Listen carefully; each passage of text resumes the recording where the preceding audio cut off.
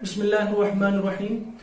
ایک سوال یہ پوچھا گیا ہے کہ قبلے کی طرف پاؤں پھیلانا، ٹانگیں پھیلا کر سونا، اس کا کیا شرعی حکم ہے؟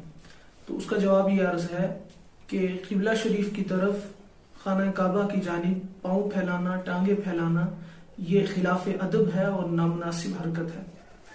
اگرچہ قرآن و سنت میں اس کا کوئی واضح حکم موجود نہیں ہے، لیکن فقہ کی کتابوں میں یہ مسئلہ موجود ہے کہ کتابوں کی طرف اور کسی بھی قابل احترام چیز کی طرف ٹانگیں پھیلانا یہ مکروہ ہے، نامناسب ہے۔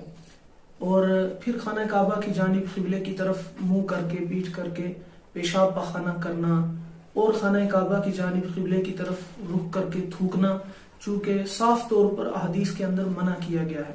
رسول اکرم صلی اللہ تعالی علیہ وسلم کی روایت ہے، لا تستقبلوا القبلۃ ولا تستدبروها، کہ پیشاب پخانہ کرتے ہوئے، ٹوائلٹ جاتے ہوئے خانہ کعبہ کی طرف، قبلے کی طرف رخ کر کے پیشاب پخانہ نہ کیا جائے۔ اب یہ صاف اور واضح حدیث کی بنا پر حرام ہوگا خانہ کعبہ کی طرف، قبلے کی طرف منہ کر کے پیشاب کرنا، پخانہ کرنا، یا ایون پیٹھ بھی کر کے۔ اس لیے اس کی طرف تو ہماری توجہ کم رہتی ہے، خاص طور پر نئے مکانات تعمیر کرانے میں۔ اس لیے سننے والوں سے گزارش ہے کہ اس کا خاص دھیان اور لحاظ رکھا کریں۔ دوسری چیز، خانہ کعبہ اور قبلہ کی طرف تھوکنا، اس جانب رخ کر کے، یہ بھی قطعاً مکروہ تحریمی اور نامناسب اور ناجائز عمل ہے۔ ابو داؤد شریف کی ایک حدیث ہے، رسول اکرم صلی اللہ علیہ وسلم نے فرمایا، جو شخص قبلہ رخ ہو کر تھوکے وہ قیامت کے دن اس حال میں آئے گا کہ اس کی تھوک اس کے چہرے پر لگی ہوگی۔ استغفر اللہ العظیم، یہ بہت بڑا گناہ ہے۔ لیکن ان دو چیزوں کی طرف عموماً توجہ نہیں رہتی، اور پاؤں پھیلانے کی طرف چونکہ ہمارے دیار میں، ہمارے علاقوں میں اس کو سوء ادب اور نامناسب حرکت سمجھی جاتی ہے۔ اس لیے مسئلہ یہی ہے کہ قبلے کی طرف منہ کر کے، پیٹھ کر کے پیشاب پخانہ کرنا ناجائز اور مکروہ تحریمی ہے، اس کی طرف رخ کر کے تھوکنا بھی ناجائز اور مکروہ تحریمی ہے۔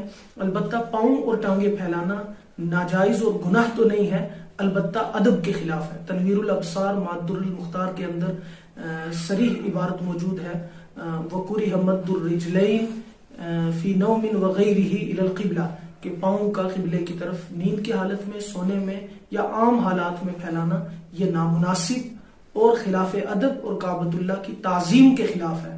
البتہ اگر عذر ہو یا جان بوجھ کر کسی نے نہیں کیا، بھول کر ہو گیا، یا کوئی مجبوری ہو یا یاد نہ رہے، تو پھر بھی کوئی گناہ نہیں ہے۔ السلام علیکم ورحمۃ اللہ وبرکاتہ۔